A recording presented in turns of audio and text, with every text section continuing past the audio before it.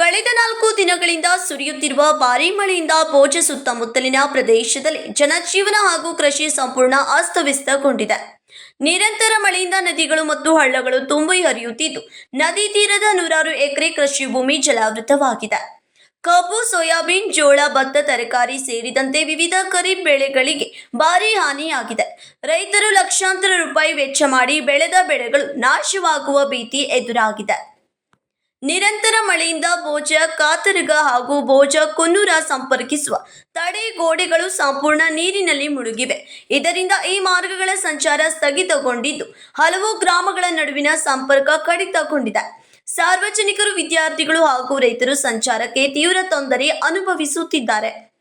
ರೈತರ ಪ್ರಕಾರ ಕಳೆದ 2 ವರ್ಷಗಳಿಂದ ಬೆಳೆ ಹಾನಿಯ ಸಮೀಕ್ಷೆ ಮತ್ತು ಪಂಚನಾಮೆಗಳನ್ನು ಸಮಯಕ್ಕೆ ಸರಿಯಾಗಿ ಹಾಗೂ ಪಾರದರ್ಶಕವಾಗಿ ನಡೆಸದ ಕಾರಣ ಅನೇಕ ರೈತರು ಸರ್ಕಾರದ ಪರಿಹಾರದಿಂದ ವಂಚಿತರಾಗಿದ್ದಾರೆ.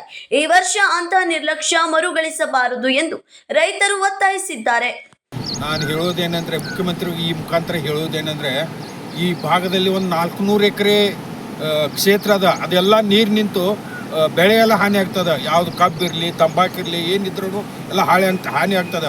ಆ ಹಾನಿ ಈಗ 4 ವರ್ಷದಿಂದ ಭೋಜ್ ಮತ್ತು ಕಾರತಗ ಈ ಗ್ರಾಮದ ರೈತರಿಗೆ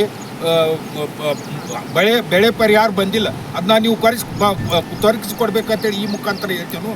ಮತ್ತೊಂದು ಏನಂದ್ರೆ, ಈ ರೈತರು ಬೆಳೆದಂಥ ಬೆಳೆಗೆ ಒಟ್ಟು ಒಂದು ಯಾವುದಕ್ಕೂ ಒಂದು ಇದಿಲ್ಲ, ರೇಟ್ ಇರೋಂಗಿಲ್ಲ. ರೇಟಿಗೆ ಒಂದು ಸಾಧಾರಣ ಉದಾಹರಣೆ ಹೇಳ್ಬೇಕಂದ್ರೆ, ನಿಮ್ಗೆ ಹೆಂಗೆ ಈ ಮಹಿಳೆಯರು ಈ ತಲೆ ಬಾಚ್ಕೊಂಡು ಒಗ್ದಿಂದ ಕೂದಲಿಂದ ದರ 4,000 ರೂಪಾಯಿ ಕೆಜಿ ಮಾರ್ತದೆ. ಆದರೆ ನಮ್ಮ ಕಬ್ಬಿನ ದರ 2 ರೂಪಾಯಿ 3 ರೂಪಾಯಿ ಕಿಲೋ ಮಾರ್ತದೆ. ಅದಕ್ಕೆ ಬೆಳೆಗಳಿಗೆ ಯೋಗ್ಯ ದರನೂ ಕೊಡ್ಬೇಕಂತೇಳಿ ನಾ ಈ ಮುಖಾಂತರ ಬೇಡ್ಕೊಳ್ತೇನೆ. ಇದು ಆದಷ್ಟು ಮತ್ತೆ ಬ್ರಿಡ್ಜ್ ನೌಕರು ಮಾಡ್ಕಸ್ಕೊಬೇಕ್ರಿ. ಎಷ್ಟು ಯಾವಾಗಿದೆ ಈತದ, ಎಷ್ಟು ಈತದ, ಏನು ತೊಂದರೆ ಐತಿ ಅದನ್ನ ಹೇಳಲ್ಲ. ಯಾನಿಲ್ರಿ, ವರ್ಷ 4 ದಮ 5 ದಮ ಮುನುಕಿದ್ರಿ. ನಮಗೆ ಸುತ್ತ ಹೋಗಿ ಬಾಯಿ ಬರ್ಕೈತಿ. ಮಂಜೂರು ಬ್ರಿಡ್ಜ್ ಹಾಕಿ ಕಮ್ಮಿ ಮಂಜೂರಾಗಿ ಕಮ್ಮಿ 3-4 ವರ್ಷ ಆಯ್ತು. ಮತ್ತು ಈಗ 3 ದಮ ಮಂತ್ರಿಮಂಡಲದ ಫಂಡ್ ಮಂಜೂರು ಆಗೈತ್ರಿ. ಅದು ಬೇರೆ ಆಗೈತ್ರಿ, ಅದು ಬೇರೆ ಆಗೈತಿ. ಮತ್ತೆ ಒಟ್ಟು ಅದ್ರ ಮುಂದೆ ದಂಧೆ ಪ್ರೊಸೀಜರ್ ಚಾಲು ಆಗಿಲ್ಲ. ಆದಷ್ಟು ಮಟ್ಟಿಗೆ ಲೋಕರ್ ಮುಗಿಸರಿ ಅರ್ಧಕ್ಕೆ ನಿಂತೈತಿ. ಅದಕ್ಕೆ ಬೇಗ ಕಂಪ್ಲೀಟ್ ಆಗಬೇಕು. ಇಷ್ಟ ನಮ್ದು ವಿನಂತಿ. ಕಂದಾಯ ಮತ್ತು ಕೃಷಿ ಇಲಾಖೆ ತಕ್ಷಣ ಜಂಟಿ ಪರಿಶೀಲನೆ ನಡೆಸಿ ಪ್ರತಿಯೊಬ್ಬ ಹಾನಿಗೊಳಗಾದ ರೈತನ ಜಮೀನಿನ ಪಾರದರ್ಶಕ ಪಂಚನಾಮೆ ಮಾಡಬೇಕು. ನಿಖರವಾದ ಸಮೀಕ್ಷೆ ನಡೆಸಿ ಸರ್ಕಾರಕ್ಕೆ ವರದಿ ಸಲ್ಲಿಸಿ ಅರ್ಹ ರೈತರಿಗೆ ಪರಿಹಾರ ದೊರೆಯುವಂತೆ ಕ್ರಮ ಕೈಗೊಳ್ಳಬೇಕು ಎಂದು ಆಗ್ರಹಿಸಲಾಗಿದೆ. ಇವತ್ತು ಕರ್ನಾಟಕದ ಸನ್ಮಾನ್ಯ ಮುಖ್ಯಮಂತ್ರಿಗಳಾದ ಡಿ ಕೆ ಶಿವಕುಮಾರ್ ಸಾಹೇಬರು ಬೆಳಗಾವಿ ನಗರಕ್ಕೆ ರೈತರ ಮಹಾಪೂರ ಮಳೆಯಿಂದ ಹಾನಿಯಾಗಿರುವ ಬೆಳೆ ಪರೀಕ್ಷೆ ಮಾಡಲಿಕ್ಕೆ ಬರ್ತಾ ಇದ್ದಾರೆ.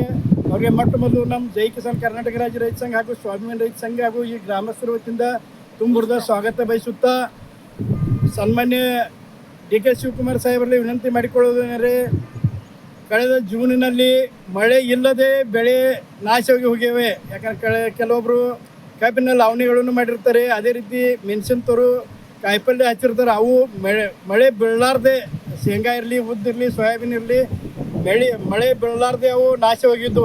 ಈಗ ಸದ್ಯ ಒಂದು ವಾರದಾಗ ಮಳೆ ಅತಿಯಾಗಿ ನದಿ ಸಂಕಟದೆಲ್ಲರೂ ಮಹಾಪುರದಿಂದ ಬೆಳೆ ನಷ್ಟ ಆಗಿದೆ. ಆದ ಕಾರಣ ಎಲ್ಲ ರೈತರ ಬಾಂಧವರಿಂದ ದೂಧಗಂಗಾ ಇರಲಿ, ವೇದಗಂಗಾ ಇರಲಿ, ಪಂಚಗಂಗಾ ಹಾಗೂ ನಮ್ಮ ಜೈ ಕಿಸಾನ್ ಕರ್ನಾಟಕ ರಾಜ್ಯ ರೈತ ಸಂಘ ಕಾರ್ಯದರ್ಶಿ ಶೀತಲ್ ಬಾಗೆ, ಸಂಚಾಲಕರಾದ ಶಿವಗೊಂಡ್ ಪಾಟೀಲ್, ಸಿದ್ಧಾಂತ ಟಾಕಳೆ ಹಾಗೂ ಬೋಧ್ ಗ್ರಾಮಸ್ಥ ಕಾರ್ತಗ, ಡೋನಿವಾಡಿ, ಮನ್ಕಾಪುರ್ ಎಲ್ಲ ಗ್ರಾಮಸ್ಥರ ವತಿಯಿಂದ ಸನ್ಮಾನ್ಯ CM ಡಿ ಕೆ ಶಿವಕುಮಾರ್ ಅವರು ವಿನಂತಿಸಿಕೊಳ್ಳೋದ್ರೆ, ಈಗ ಕಳೆದ ಒಂದು ವಾರದಾಗ ಮಳೆ ಹೆಚ್ಚಾಗಿ ನದಿ ಭಾಗದ ಸೇತುವೆಯಲ್ಲಿ ಹೊಳಿ ನೀರು ಹೆಚ್ಚಾಗಿ ಬೆಳೆ ನಾಶ ಆಗಿವೆ, ಕಬ್ಬು ನಾಶ ಆಗಿವೆ, ಸೋಯಾಬೀನ್ ನಾಶ ಆಗಿವೆ, ಅದೇ ರೀತಿ ತರಕಾರಿ ಕಾಯಿಪಲ್ಯ ಇವೆಲ್ಲವೂ ನಾಶವಾಗಿವೆ. ಆದ ಕಾರಣ ಸನ್ಮಾನ್ಯ ಡಿ ಕೆ ಶಿವಕುಮಾರ್ ಸಾಹೇಬರು ಈ ಭಾಗದ ರೈತರಿಗೆ ಬೆಳೆ ಸಾಲ ಸಂಪೂರ್ಣ ಮನ್ನಾ ಮಾಡಬೇಕು. ಅದೇ ರೀತಿ ಕಳೆದ 2-3 ವರ್ಷ ಆಯಿತು ಬೆಳೆ ಸಮೀಕ್ಷೆ ಸರಿಯಾಗಿ ಆಗದ ಕಾರಣ ಬೆಳೆ ನಷ್ಟ ಆಗಿದ್ದ ಪರಿಹಾರ ಬಂದಿರುವುದಿಲ್ಲ. ಆದ ಕಾರಣ ಈ ವರ್ಷ ಸರಿಯಾಗಿ ಬೆಳೆ ಪರಿಹಾರ ಮಾಡಿ ಪರಿಹಾರ ನಷ್ಟ ಸನ್ಮಾನ್ಯ ಮುಖ್ಯಮಂತ್ರಿ ಸಾಹೇಬರು ನಮಗೆ ದೊರಕಿಸ್ಕೊಡ್ಬೇಕು. ಅದೇ ರೀತಿ ಸಂಪೂರ್ಣ ಬೆಳೆ ಸಾಲವನ್ನು ಮನ್ನಾ ಮಾಡಬೇಕಂದ್ರೆ ರೈತರು ಸಂಕಷ್ಟದಲ್ಲಿದ್ದರು. ಕಮ್ಮಿ ಕಾಯಿಪಲ್ಯ ಬೆಳೆದಂಥ ರೈತರಿಗೆ ಎಕರೆಗೆ 50,000, ಸೋಯಾಬೀನ್ ಇರಲಿ, ಉದ್ದಿರಲಿ ಮತ್ತು ಕಬ್ಬು ಇರಲಿ, ಇವ್ರಿಗೆ ಕಮ್ಮಿ ಎಕರೆ 1 ಲಕ್ಷ ರೂಪಾಯಿ ಪರಿಹಾರ ದೊರಕಿಸಿಕೊಡ್ಬೇಕಂತ ನಮ್ಮ ಈ ಕರ್ನಾಟಕ ರಾಜ್ಯ ರೈತ ಸಂಘ ಜೈ ಕಿಸಾನ್ ರೈತ ಸಂಘಗಳಲ್ಲಿ ವಿನಂತಿ ಮಾಡ್ಕೊಳ್ತೀನಿ. ಒಂದು ವೇಳೆ ಈ ನಮ್ಮ ಬೇಡಿಕೆಗಳನ್ನು ಈಡೇರಿಸದಿದ್ದರೆ ನಮ್ಮ ಕರ್ನಾಟಕ ರಾಜ್ಯ ರೈತ ಸಂಘದ ರಾಜ್ಯಾಧ್ಯಕ್ಷದ ಚುನ್ನಪ್ಪ ಪೂಜಾರಿ, ಅದೇ ರೀತಿ ಮಹಾರಾಷ್ಟ್ರದ ಸ್ವಾಭಿಮಾನಿ ರೈತ ಸಂಘದ ನಾಯಕರಾದಂಥ ರಾಜು ಶೆಟ್ಟಿ ಅವರ ನೇತೃತ್ವದಾಗ ಉಗ್ರವಾದ ಹೋರಾಟ ಮಾಡಬೇಕಾಗುತ್ತದೆ. ಈ ಸಂದರ್ಭದಲ್ಲಿ ಅತಿವೃಷ್ಟಿಯಿಂದ ಉಂಟಾದ ಬೆಳೆ ಹಾನಿಗೆ ತಕ್ಷಣ ಪರಿಹಾರ ಘೋಷಿಸಿ ಅದನ್ನು ನೇರವಾಗಿ ರೈತರ ಬ್ಯಾಂಕ್ ಖಾತೆಗೆ ಜಮಾ ಮಾಡಬೇಕು. ಜೊತೆಗೆ ಪ್ರಕೃತಿ ವಿಕೋಪದಿಂದ ಸಂಕಷ್ಟಕ್ಕೆ ಸಿಲುಕಿರುವ ರೈತರಿಗೆ ಸಂಪೂರ್ಣ ಸಾಲ ಮನ್ನಾ ನೀಡಬೇಕೆಂಬ ಬೇಡಿಕೆಯು ಕೇಳಿ ಬಂದಿದೆ. ಪರಿಸ್ಥಿತಿಯ ಗಂಭೀರತೆಯನ್ನ ಮನಗಂಡ ಜಿಲ್ಲಾಡಳಿತ ತಕ್ಷಣ ಹಾನಿಗೊಳಗಾದ ಪ್ರದೇಶಗಳಿಗೆ ಭೇಟಿ ನೀಡಿ ಪರಿಹಾರ ಕಾರ್ಯಗಳನ್ನು ಆರಂಭಿಸಿ ಸಾರ್ವಜನಿಕರ ಸುರಕ್ಷತೆಯ ಅಗತ್ಯ ಕ್ರಮಗಳನ್ನು ಕೈಗೊಳ್ಳಬೇಕು ಎಂದು ಗ್ರಾಮಸ್ಥರು ಒತ್ತಾಯಿಸಿದ್ದಾರೆ.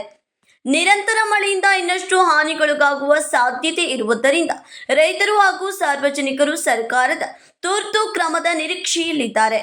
Vipul Dere, KMM Kannada news, ಬೋಜ್.